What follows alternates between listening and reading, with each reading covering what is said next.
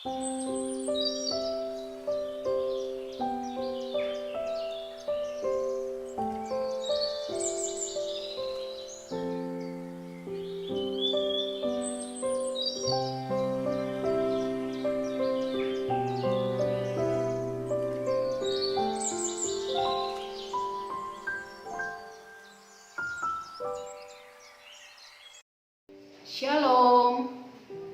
jumpa lagi dalam Weekend with Jesus.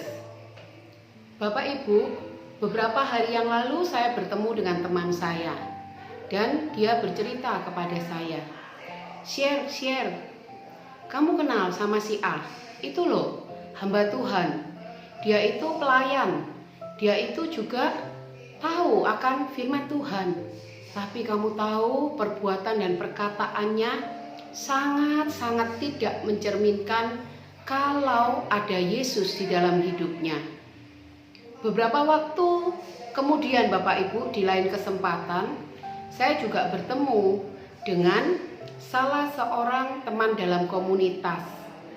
Dia bercerita begini, Share, aku ini loh sudah ikut komunitas, tetapi kok persoalanku bukannya tambah selesai, tapi semakin bertambah sulit. Pergumulan gak henti-hentinya.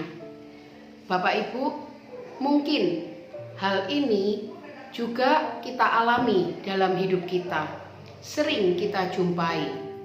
Maka Bapak Ibu, hari ini kita mau belajar mengapa ada kejahatan di tengah-tengah kehidupan anak-anak Tuhan. Mengapa tetap ada pergumulan dan persoalan di tengah-tengah kehidupan anak-anak Tuhan? Kita mau baca dari Injil Matius bab 13 ayat 24 sampai dengan 30, Bapak Ibu. Perumpamaan tentang lalang di antara gandum. Bapak Ibu, lalang dan gandum bentuknya sangatlah mirip. Bahkan mereka termasuk dalam satu jenis atau spesies yang sama. Sehingga pada awal pertumbuhannya, lalang dan gandum sulit untuk dibedakan, Bapak Ibu.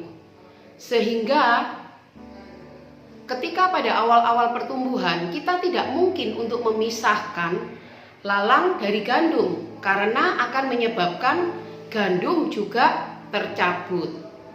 Tetapi hal itu akan dapat dilakukan pemisahan saat waktu panenan, karena gandum berisi penuh bulirnya dan berwarna agak kecoklatan, sedangkan lalang tidak berisi dan kehitam-hitaman.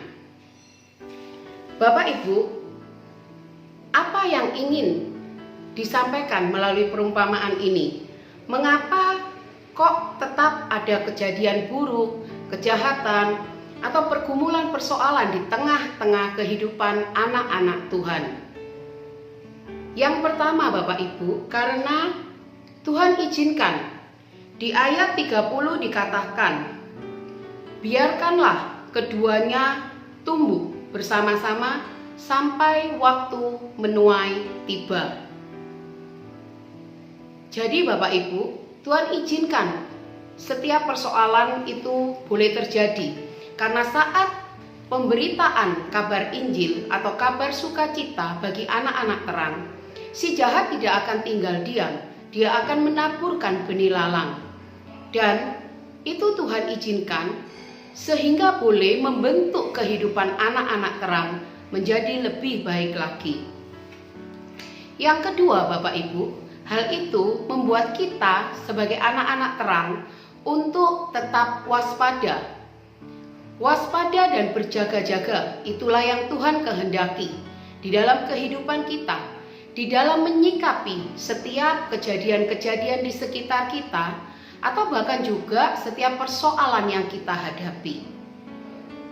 Jadi Bapak Ibu, kalau saat ini dan hari-hari ini engkau mengalami seperti apa yang di-sharingkan teman saya tadi, Bapak Ibu tetaplah melekat kepada Tuhan.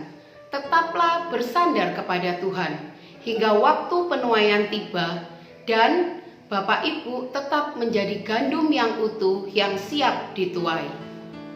Bersama saya, Shirley Margareta, sebagai pengurus SEP Santo Yohanes Penginjil BPK PKK Surabaya. Tuhan Yesus memberkati, dan bersiaplah untuk menjadi gandum yang utuh sampai waktu penuaian tiba. Terima kasih.